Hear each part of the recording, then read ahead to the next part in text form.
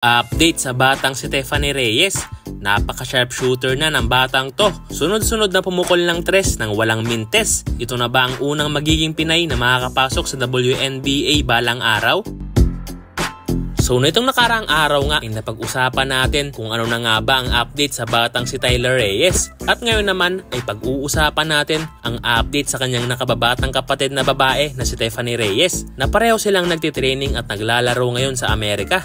Karamihan sa mga nagbabakasakali sa Amerika na makuha nila ang kanilang pangarap ay puro mga lalaking manlalaro at sumusubok silang makapasok sa pinakamataas na liga sa buong mundo, which is ang NBA, katulad ni Japet Aguilar, Kobe Paras at Kai Soto. At bihira nga lang mapabalitang merong isang babaeng Filipina na posibleng maglaro sa WNBA. Pero ngayon mga boss, ay mukhang may pag-asa na magkaroon ng isang pure Filipina player sa WNBA balang araw, dahil merong isang batang babaeng nangangalang Stephanie Reyes ang nagpapakitang gilas ngayon sa Amerika. At makikita mo talaga sa batang to ang talento at husay sa paglalaro ng basketball, mapa-ball handling, shooting skills, playmaking, passing, speed at depensa ay meron siya. Ayon sa FIBA website, si Stephanie ay isang 6'2" shooting guard at hindi lang siya basta-bastang gwardya mga boss, dahil napaka-sharp shooter ng batang to.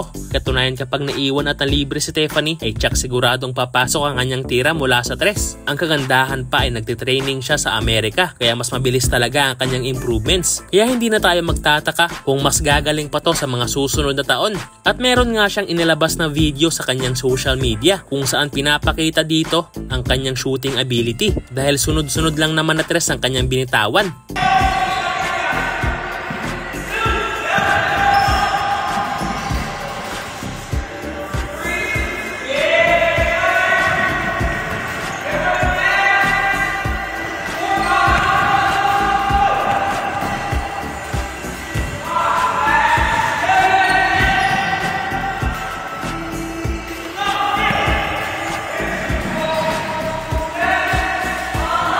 Kung titingnan natin sa video, ay grabe ang talent ng batang to. By the way, 14 years old lang itong si Stephanie. Ngunit meron na siyang ganyang skills. Meron mga nagsasabing parang si Sabrina Ionesco daw ng Pinas ang batang to. At mukhang may magandang future talaga siya sa Amerika, dahil isa siya sa mga batang babaeng nangunguna sa kanyang team at hindi siya nababangko. At sa mga hindi nakakaalam, si Stephanie ay naglaro na din sa ating women's national team. Katunayan ay siya ang pinakabatang napasama noon sa Gilas Women Under 18. Sa tingin nyo mga boss, makakapasok ba ang batang si Stephanie sa WNBA balang araw? Ito nga at panoorin natin ang kanyang mga highlights sa Amerika.